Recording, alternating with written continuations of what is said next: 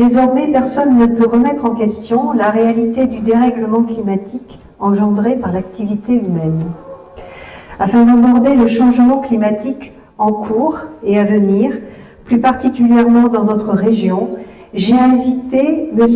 Nicolas Fedoux, expert et chargé de mission agrométéo et changement climatique à la Chambre d'agriculture de la Dordogne. Bonjour Nicolas Fedoux, merci d'avoir accepté mon invitation et bienvenue à Vézéra Project. Voilà, très heureuse de vous entendre sur ce sujet actuel majeur. La parole est à vous pour une conférence sur les enjeux climatiques en Aquitaine et en Dordogne. Merci. Bonjour et merci de l'invitation surtout. Donc oui, aujourd'hui sur notre territoire, donc je parle au nom de la Chambre d'agriculture, mais nos élus avaient pris conscience il y a une quinzaine d'années maintenant que le climat avait déjà évolué sur notre territoire.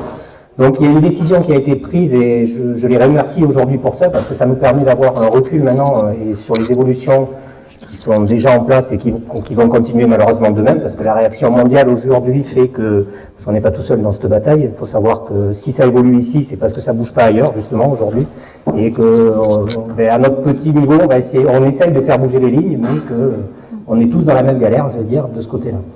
Donc aujourd'hui, la Chambre d'agriculture, elle travaille maintenant sur plusieurs éléments.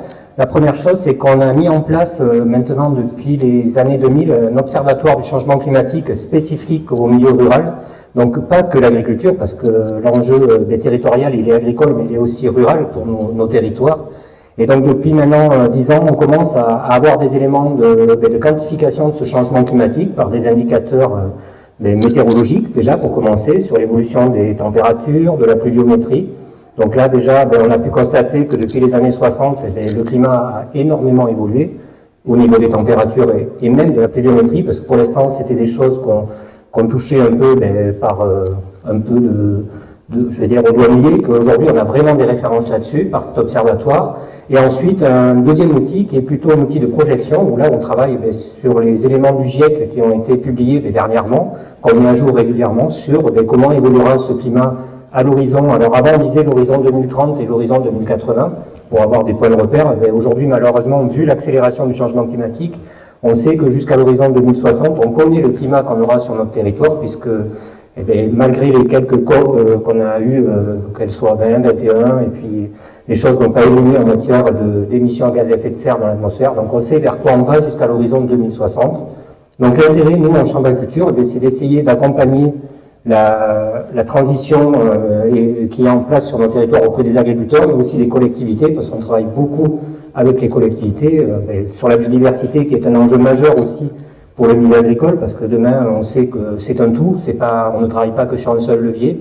Donc la biodiversité fait partie des choses qu'on travaille énormément en Chambre d'agriculture aujourd'hui. Donc pour parler des évolutions, on a aussi des indicateurs qui sont des indicateurs, on va appeler factuels, pour pouvoir sensibiliser nos agriculteurs. C'est tout ce qui va être évolution des variétés, des choses comme ça. On va parler de date de floraison, on va parler de date de vendange par exemple, et on voit depuis les années 60 l'évolution qui est en place, et de même, quelle sera cette accélération sur ces différents indicateurs. Il faut savoir que le fait qu'on ait travaillé depuis une quinzaine d'années, ça nous a permis de sensibiliser nos agriculteurs, et quand on parle changement climatique aujourd'hui, sur l'ensemble de la région Nouvelle-Aquitaine ou sur le département ou même sur un secteur très précis du département, nos agriculteurs sont tout à fait conscients de ce qui est en place et de ce qui les attend d'eux-mêmes. Donc là, la deuxième phase aujourd'hui, c'est vraiment de travailler sur les leviers d'adaptation et d'atténuation. C'est-à-dire qu'on a passé la phase du climato-sceptique, non, il se passe rien, chez moi tout va bien. Non, cette phase-là, en fait, petit à petit, elle a été, depuis maintenant 5-6 ans, on n'entend plus ce discours-là. Et par contre, on entend beaucoup « aidez-nous ». Donc aidez-nous sur les pratiques, comment on peut évoluer, comment on peut s'adapter et comment on peut atténuer. Parce que l'un des enjeux du monde agricole aussi, c'est l'atténuation par le stockage du gaz carbone dans les sols. Donc tout à l'heure, Amandine vous parlera un peu de ce qu'on a pu mener aussi dans le cadre de différents projets. Mais l'un des enjeux principaux aujourd'hui, pour nous à l'agriculture, c'est la préservation des sols, l'amélioration de la qualité, parce qu'on sait que demain, le manque d'eau, par exemple, à certaines périodes, on pourra le compenser un peu par la qualité de nos sols, par l'amélioration un peu du stockage d'eau dans les sols. C'est des enjeux très importants sur nos territoires, où aujourd'hui, justement, on a pu constater que la répartition est différente, qu'il y en a des grandes périodes, on l'a connu un peu moins cette année, mais l'année dernière, quasiment 3 mois sans pluviométrie sur un territoire qui a impacté énormément les cultures. Et un autre axe important aujourd'hui pour la prise de conscience, c'est tout ce qui est aléa. Donc je reviens un peu rapidement sur l'année 2022 qu'on a connue, où on a pu connaître un peu tous les aléas climatiques qu'on pouvait avoir sur une année, que ce soit le gel, que ce soit la grêle, que ce soit la sécheresse, les inondations en fin de période. Donc on voit que petit à petit, ce qui était un peu exceptionnel, eh bien, est en train de se normaliser et devient presque voilà, au quotidien pour nos agriculteurs et nos collectivités et nos territoires. Donc voilà un peu sur ce qui est en place aujourd'hui. Donc la Chambre d'agriculture aujourd'hui accompagne par le biais de différentes actions, de formation, de changements de pratiques, de groupes de travail sur tous ces éléments-là, sachant que souvent c'est pas qu'un seul facteur. Quand on parle de changement de pratique, c'est aussi des filières entières qu'il faut retravailler, du départ de la filière jusqu'à la commercialisation des produits, donc de la vraie sensibilisation complète qui est faite sur tout le territoire et sur la région, parce que c'est un enjeu qui dépasse grosso modo notre département. Et voilà, donc on mène pas mal de choses aussi en tant que projet européen, parce qu'il y a aussi une volonté, c'est d'aller voir ailleurs. On sait que aujourd'hui le climat qu'on connaît, c'est déjà le climat que connaissaient nos amis espagnols dans certaines régions il y a 10 ans en arrière, et que demain le climat qu'on aura, ça sera à peu près le climat de Barcelone à l'horizon 2050. Donc l'idée, c'est de travailler avec des partenaires européens, espagnols et portugais sur des thématiques précises de gestion de l'eau, sur justement la lutte du gel, sur l'agrotourisme, c'est-à-dire d'aller voir un peu ce qui a été mis en place en matière. Donc c'est ces échanges-là aussi qui nous permettent d'avancer et de regarder un peu autour et d'améliorer un peu nos pratiques sur notre territoire. Voilà un peu sur les tendances d'aujourd'hui, sachant que malheureusement, enfin je le dis souvent, la prise de conscience humaine, elle est moins rapide que l'évolution climatique, et qu'il y a un vrai enjeu aujourd'hui de prise de conscience globale, c'est-à-dire qu'il n'y a pas que le monde agricole, c'est tout territoire qui doit prendre un peu cette problématique en main et accompagner aussi les phases de changement, parce que, enfin, on parlait tout à l'heure de nouvelles variétés sur le territoire, on voit arriver des choses, des oliviers, qu'il y a 10 ans en arrière, on disait des oliviers en Dordogne, aujourd'hui on a des plantations d'orangers, on a des plantations d'amandiers sur le territoire, sauf que le consommateur, il n'est pas prêt à acheter aujourd'hui encore une olive du Périgord, d'acheter une orange du Périgord.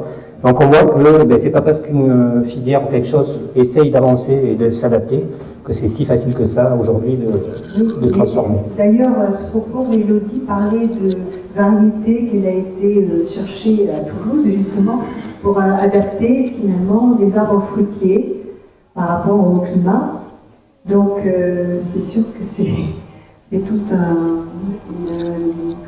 une actualisation qu'il faut faire. Et est-ce que dans l'avenir, on n'a aucune certitude?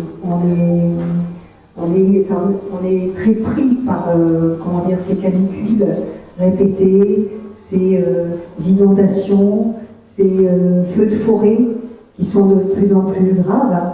Et on est tous pris au piège. C'est difficile de pouvoir répondre à ça, quoi.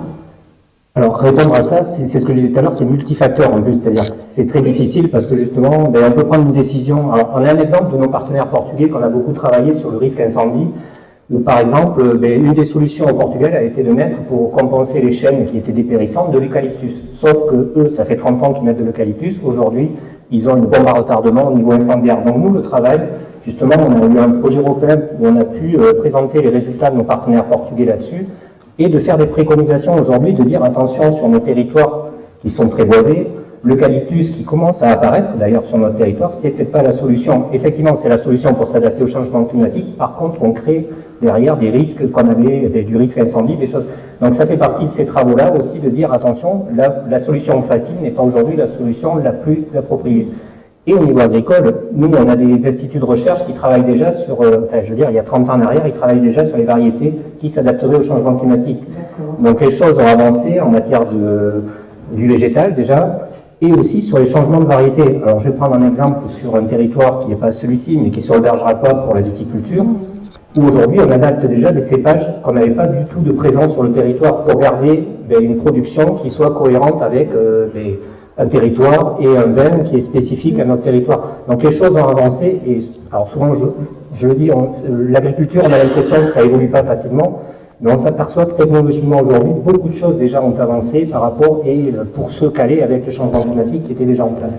Donc on ne le sent pas, on ne le voit pas, mais quand on le regarde de plus près, l'adaptation elle se met en place même sur les cultures. Aujourd'hui, les assolements du département ont complètement changé en moins de 30 ans. Enfin, souvent, je prends l'exemple parce que c'est souvent celui qu'on mettait le doigt dessus, c'est le maïs. On disait le maïs, ouais, ça consomme de l'eau, on en implante beaucoup. Aujourd'hui, il faut savoir qu'un tiers des surfaces de maïs ont disparu sur le département, ont été remplacées par des cultures moins gourmandes en eau, qui sont... Et on travaille différemment les choses avec des cultures spécifiques à meilleure valeur ajoutée. Donc petit à petit, les choses se mettent en place par ce travail-là aussi de sensibilisation. Donc c'est un tout, en fait.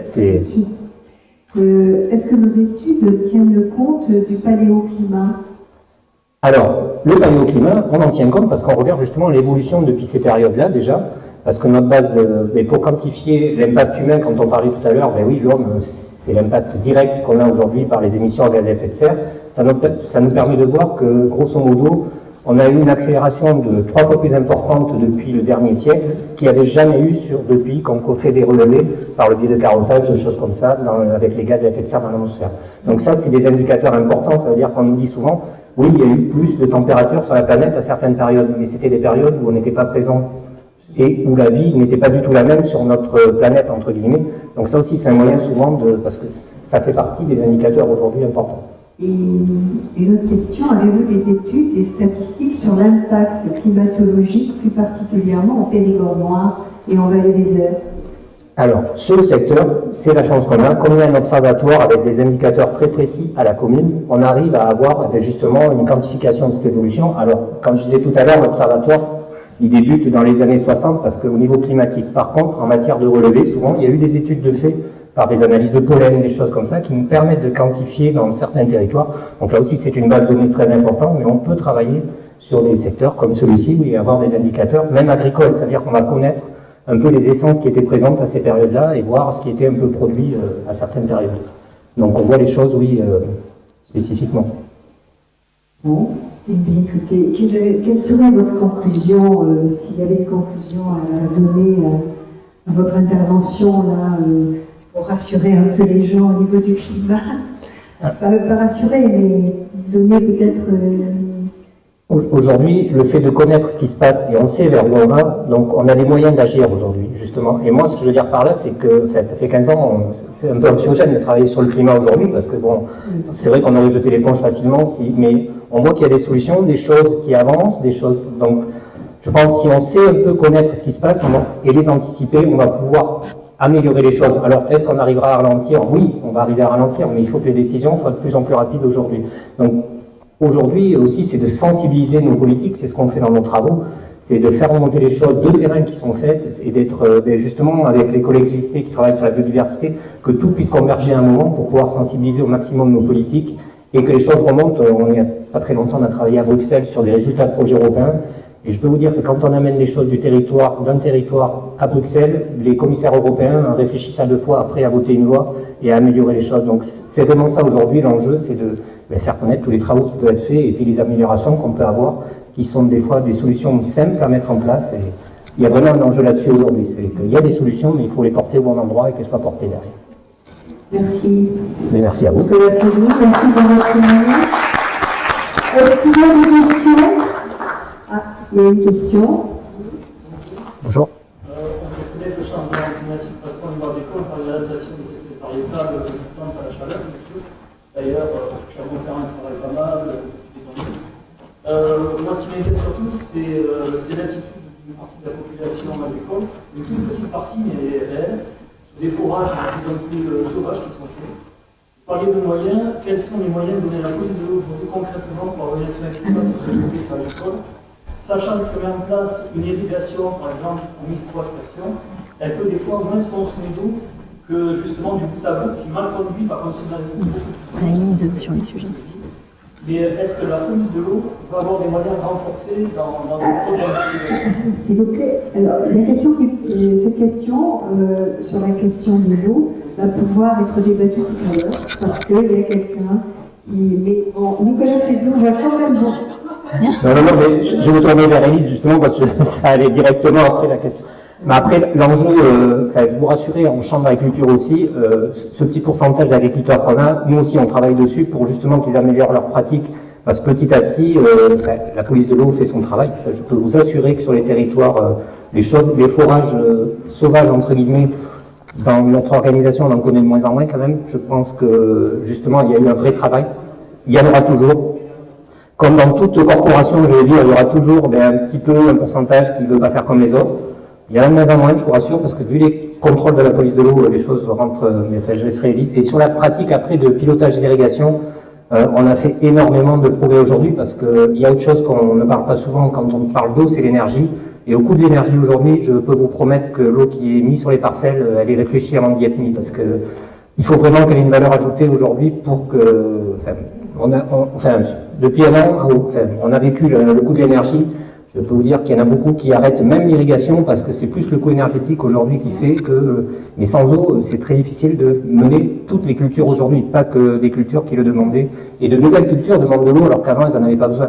Aujourd'hui, les noyauries dans nos territoires, ça devient compliqué sans irrigation, alors que c'était quelque chose qui était très présent, justement, dans les déserts, un peu partout. Donc il y a des vrais questionnements aussi sur le variétal, et ça fait partie des choses. Mais je laisserai Élise peut-être compléter après sur la partie eau, mais je peux vous dire que les choses ont beaucoup progressé, et ils progressent de plus en plus là-dessus.